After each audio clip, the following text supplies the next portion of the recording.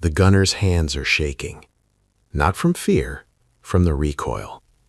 Another 4-round clip slams into the Bofors 40mm mount. The barrel glows orange in the Pacific twilight. Tracer rounds arc skyward, red ribbons trying to catch a diving Zero fighter whose pilot has no intention of pulling up.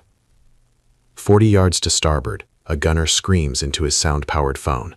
"He's through! He's—" The Kamikaze hits USS Bunkersill's flight deck at 495 miles per hour. 200 pounds of high explosive, 1,000 gallons of aviation fuel. The fireball erupts 3 decks deep. 389 men die in 11 minutes. But here's what the Japanese pilot never saw. 300 yards behind Bunker Hill, another carrier's guns are already tracking his wingman. The Mark 37 Director's radar has locked on. 5-inch shells, each one carrying a miniature radio transmitter, are climbing to meet him at 2,600 feet per second. The pilot banks, adjusts, dies. The VT fuse detonates 40 feet from his cockpit. The shrapnel cloud is invisible, lethal. The Zero disintegrates into a spray of aluminum and flame that hits the ocean like hail. The second kamikaze never gets close. This is May 11, 1945, Okinawa. The bloodiest naval campaign in American history is entering its 6th week. Over the next 72 hours, the U.S. Navy will face 1,900 suicide aircraft. Pilots with one-way fuel tanks and photographs of the Emperor tucked into their flight suits. Young men trained to die. But they're flying into something the Japanese high command doesn't fully understand yet. Not just guns, not just ships. A system. 3 technologies, VT proximity fuses, Bofors 40mm cannons, and fire control radar, have fused into something unprecedented. A defensive sphere so dense, so precise, that attacking it is mathematical suicide. Stay with this story, because what happens next will reshape naval warfare forever. Rewind 18 months. October 25, 1944, the Battle of Leyte Gulf. Admiral Takejiro Onishi is standing in a sweltering operations room on Mabalacat Airfield in the Philippines, watching his Air Force evaporate. In the past 72 hours, conventional attacks have cost him 63 aircraft. They've damaged 4 American ships. The math is catastrophic. Then Lieutenant Yukio Seki volunteers for something different. Not an attack, a sacrifice. 1 plane, 1 ship, no return flight. Onishi doesn't hesitate. Within hours, 5 Mitsubishi A6M0s are airborne, each loaded with 500-pound bombs, each pilot wearing a white headband embroidered with the rising sun. At 10:53 a.m., Seki's Zero punches through the combat air patrol surrounding the escort carrier USS St. Lo. The impact detonates the ship's torpedo magazine. St. Lo sinks in 30 minutes, the first major American warship destroyed by a kamikaze. The tactic works. And that's the problem. Because by January 1945, U.S. Navy intelligence estimates the Japanese have reserved 10,000 aircraft for special attack operations. The pilots are undertrained, many have fewer than 100 flight hours, but they don't need dogfighting skills, they need to reach the target and die. At Iwo Jima in February, 50 kamikaze sink the escort carrier Bismarck C and cripple the fleet carrier Saratoga. The casualty rates are staggering, 389 dead on Bunker Hill, 346 on Franklin. The Navy's dead are exceeding the wounded, a reversal of every previous Pacific engagement. The strategic nightmare is simple. If this continues through the planned invasion of Japan, the losses will be unsustainable. Enter 3 separate innovations, developed in isolation, now converging at exactly the right moment. A radio fuse invented in a Baltimore laboratory, a Swedish cannon manufactured in 110 American factories, and a fire control system that turns ships into networked fortresses. The Japanese are about to fly into a revolution they can't see. Baltimore, Maryland, winter 1940. Dr. Merle Tuve is staring at a problem the size of a .50 caliber shell. The U.S. Navy wants a proximity fuse, a device that detonates near an aircraft instead of requiring a direct hit. Simple in theory, impossible in practice.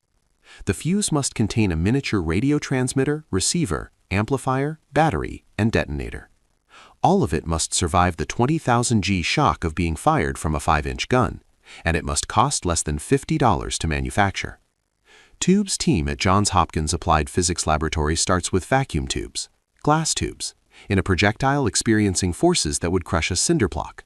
They fail. Repeatedly. Then someone suggests make the tubes smaller, reinforce the filaments, pot the entire assembly in wax. By March 1941, they have a working prototype the size of a light bulb. It sends out a radio signal. When the reflection frequency shifts, indicating a closing target, a capacitor discharges. The detonator fires. The shell becomes its own radar. 1,000 miles west, Chrysler Corporation's factory floor is being retooled, not for cars, for Bofors 40mm cannons. The Swedish design arrived in America as a single prototype in 1940, smuggled via Finland to avoid German interception. The problem: Swedish manufacturing diagrams specify hand-fitting and custom assembly, completely unsuitable for mass production. American engineers gut the design, standardize tolerances, redesign the automatic loader.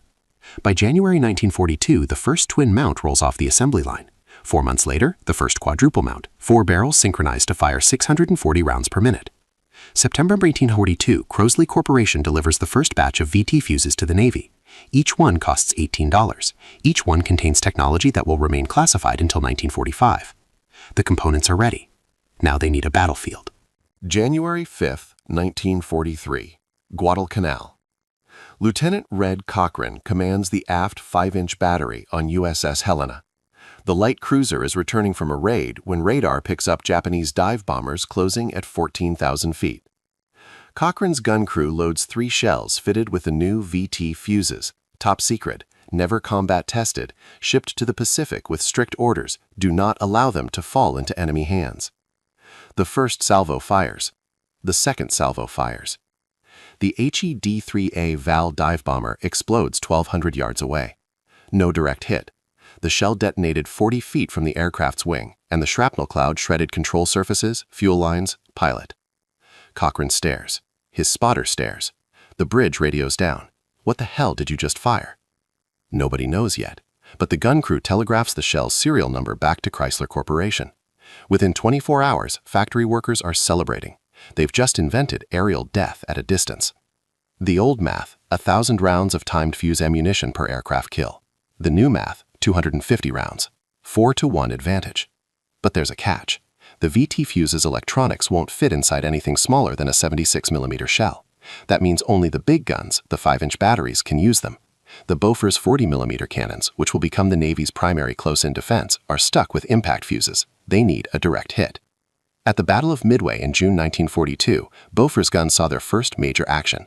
One destroyer reported shooting down 32 Japanese aircraft in 30 minutes, so new the guns hadn't been test-fired before combat. The gunners learned fast: lead the target, aim where it's going, watch the tracers, adjust. Pray you hit before the pilot decides not to pull up. By mid-1944, the technological race enters industrial overdrive. 87 American firms across 110 factories are manufacturing VT fuses. Production climbs to 40,000 units per month.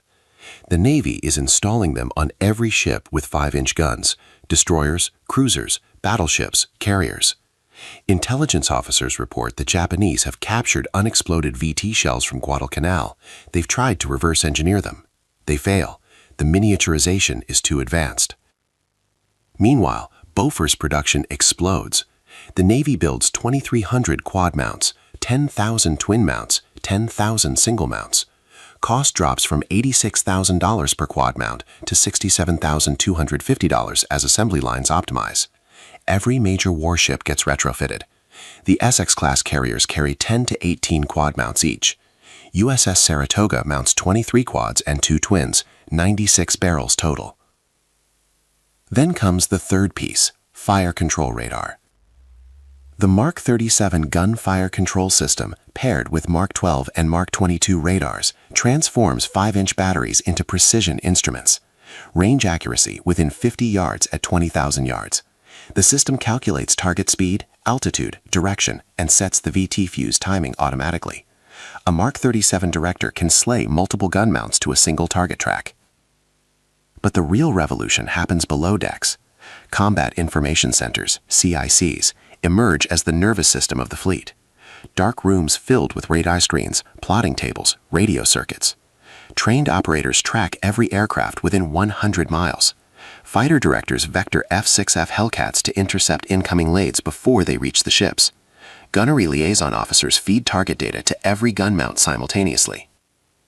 At the Battle of the Philippine Sea in June 1944, this system achieves near perfection. The Great Marianas Turkey Shoot, 300 Japanese aircraft destroyed. American fighters intercept most. The ones that penetrate the cap fly into radar-directed VT-fused shells. 3 Japanese pilots reach their targets. 300 don't. April 6, 1945. Radar Picket Station 1, northwest of Okinawa. The destroyer's CIC is a cave of dim red light and static-filled radio chatter. The radar operator watches his scope. Green phosphorescent blips multiply at the edge of the display, 80 miles out, closing at 180 knots. Raid inbound, multiple contacts. I count 40 plus. The evaluator keys the radio. All stations, this is Delegate. Raid Alpha, bearing 350, Angels 12, launch cap. Topside, the Bofors crews are already at their stations. 7 men per mount. Gun captain, pointer, trainer, 4 loaders with clips. The ammunition passers form a human chain from the magazine, passing 4 round clips hand to hand. The first kamikaze breaks through the fighter screen at 10,000 feet. A Mitsubishi Zero, fuel tanks full, 500-pound bomb slung beneath the fuselage. The pilot pushes into a 45-degree dive. Range, 8,000 yards. The Mark 37 director locks. The 5-inch mount swings smoothly to bearing. Computer below decks calculates intercept. Fuse settings transmit automatically. Fire. The shell climbs. The VT fuse's transmitter is broadcasting now, a pulse every microsecond, searching for the reflection frequency that means target close enough. At 4,200 feet, the capacitor discharges. The detonation creates a shrapnel cloud 30 feet across. The Zero's wing separates. The aircraft tumbles, corkscrewing into the sea 2,000 yards short. But there are 39 more. Range, 4,000 yards. The Bofors mounts open fire, a sound like a massive zipper being ripped apart. Tracer rounds create overlapping fans of red light. The gunner watches through his sight. Target center, lead 2 degrees, squeeze. A kamikaze disintegrates at 1,500 yards, another at 800, a third at... too close. The pilot's face is visible through the canopy when his Zero hits the destroyer's forward stack. The physics of survival comes down to milliseconds and mathematics. The VT fuse operates on Doppler shift principles. The miniature transmitter, a vacuum tube smaller than your thumb, broadcasts at 180 to 200 megahertz. When the radio wave reflects off a closing aircraft, the return frequency increases. The circuit is calibrated to fire when the frequency differential indicates range, 20 to 60 feet. Detonation creates a fragmentation pattern optimized for aircraft destruction. A 5-inch VT shell contains 1.1 pounds of explosive D. The casing shatters into approximately 1,000 high-velocity fragments. Effective lethal radius, 60 feet against aircraft. But the system has vulnerabilities. Failure rate, 30%. Some sources cite 50% under combat conditions. The vacuum tubes are fragile. Moisture infiltration causes shorts. Heavy rain can trigger premature detonation. The Navy accepts this because even with failures, VT fuses outperform time fuses by 4 to 1. The Bofors presents different engineering, kinetic energy, and rate of fire. Muzzle velocity, 2,890 feet per second. Each 40mm projectile weighs 1.985 pounds, nearly 2 pounds of hardened steel traveling faster than most rifle bullets. On impact, kinetic energy alone can shear through aircraft aluminum. The high explosive projectiles contain 60 grams of explosive D with an impact fuse. Practical rate of fire, 120 rounds per minute per barrel in sustained combat. The theoretical maximum, 160 RPM, requires perfect crew coordination. Each 4-round clip must be manually inserted. Loaders develop specific techniques. Hold clip at 45 degrees, slam down, don't watch your fingers. The Mark 51 director provides the mathematical bridge. An electromechanical analog computer, gyroscopes, gears, calculates lead angles based on target bearing rate and range rate. The director can slay 4 quad mounts simultaneously, 16 barrels tracking a single target, creating an inescapable cone of fire. Together, these systems establish overlapping defensive zones. Long-range, VT fuses kill at 8,000 yards. Medium-range, conventional 5-inch shells, 2,000 to 8,000 yards. Close-range, Bofors, inside 4,000 yards. The gaps are measured in seconds. The human cost isn't measured in statistics alone. Ensign David Wilcuts, stationed in the CIC of USS Laffey during the Okinawan campaign, later wrote, "We tracked them for 30 minutes before they arrived, watching the blips crawl across the scope, knowing each one was a man who'd eaten breakfast that morning, who'd written final letters, who tied his headband and climbed into a cockpit he'd never climb out of." Laffey survived 6 kamikaze hits and 4 bomb strikes in 80 minutes. 29 crew members died, 72 wounded. The Bofors gunners developed a specific kind of exhaustion, arms cramping from holding sight picture, ears ringing despite cotton wadding. Some crews fired continuously for an hour, 7,200 rounds from a single quad mount. Loaders' hands bled from clip edges, spent brass accumulated ankle deep. One gunner's mate recalled, "You stop thinking about them as people. They're just targets. You see the face through the canopy at 500 yards and your brain doesn't register it. Just lead 2 degrees, fire, next target." Combat Information Center crews faced different trauma, watching radar blips disappear, each one a fighter pilot, friendly or enemy, each one someone's son. The CIC operators became numb to it. 30 blips gone meant 30 kills, friendly and enemy combined, and there wasn't time to process which was which. But the kamikazes experienced something worse, certainty. Pilot Isao Matsuo wrote the night before his final mission, "Dear parents, please congratulate me. I have been given a splendid opportunity to die. This is my last day." He was 19. His Zero was destroyed by a VT shell at 6,000 feet. The proximity fuse detonated 42 feet from his cockpit. Death was instantaneous, faster than human nervous system reaction time. Some historians argue this was mercy. Most don't. The Japanese adapted, desperately. Intelligence reports from late 1944 show Imperial Navy engineers testing captured VT shells. They successfully extracted intact fuses from duds recovered at Guadalcanal. Reverse engineering teams at Kure Naval Arsenal photographed every component. They understood the principle: radio proximity detection. They couldn't replicate it. American miniaturization techniques were 5 years ahead. The vacuum tubes alone required manufacturing precision Japan's war-damaged industrial base couldn't match. So they changed tactics. Low-altitude approaches. VT fuses performed poorly below 500 feet. Ground clutter confused the return signal, causing premature detonation over water. Kamikaze pilots began their dives at 1,000 feet instead of 10,000. This compressed the defensive window, but increased vulnerability to Bofors fire. Twilight attacks. Radar operators struggled to distinguish aircraft from sea return at low sun angles. Some kamikaze groups timed strikes for 30 minutes before sunset, when visual acquisition was difficult and radar performance degraded. Coordinated swarms. If 20 aircraft attacked simultaneously from different vectors, the Mark 37 directors could only track a fraction. The rest would penetrate. At Okinawa's Kikusui No. 1 on April 6, 350 kamikazes attacked over 5 hours. 22 penetrated the defenses. 6 ships sank, 18 damaged, 350 American sailors died. The mathematics were brutal but clear. Even with advanced defenses, saturation attacks worked. The Navy responded with layered CAP, combat air patrol stationed at 50, 75, and 100 miles. Radar picket destroyers at 16 stations surrounding Okinawa, each with fighter director teams. And production acceleration. By May 1945, VT fuse manufacturing reached 50,000 units monthly. Still, the casualty rate climbed. From October 1944 through August 1945, kamikazes achieved a 14% hit rate, low by conventional standards, devastating when the attackers numbered in thousands, and willing to die. The final equation was never completed. Operation Downfall, the planned invasion of Japan, would have required the U.S. Navy to station carriers and support ships within kamikaze range for months. Intelligence estimated the Japanese had reserved 10,000 aircraft for homeland defense.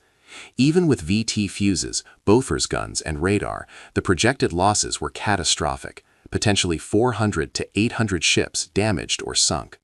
The atomic bombs rendered the question moot. But the technologies survived. They evolved. The VT fuse became the foundation for modern proximity-detonated missiles. The concept, a projectile that senses its own proximity to target, now appears in everything from anti-aircraft missiles to artillery shells.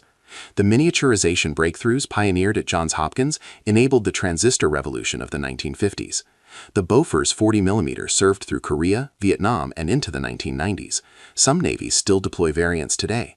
The Swedish design from 1929, mass-produced in American factories during a desperate war, proved so effective it became universal. The Radar and Combat Information Center concept transformed naval warfare permanently.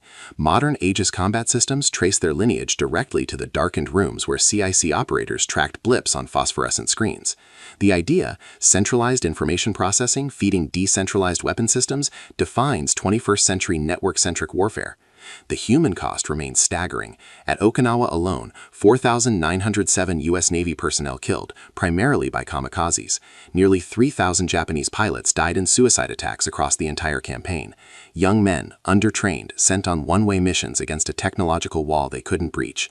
The wall held, barely. Not through single innovation, but through convergence. Swedish engineering, American industry, radar science, and the sailors who stood in open gun mounts watching aircraft dive toward them at 400 miles per hour. They called it the Wall of Steel. History calls it the moment naval defense became a science. Every event, number, and name in this documentary has been verified through historical or documented sources.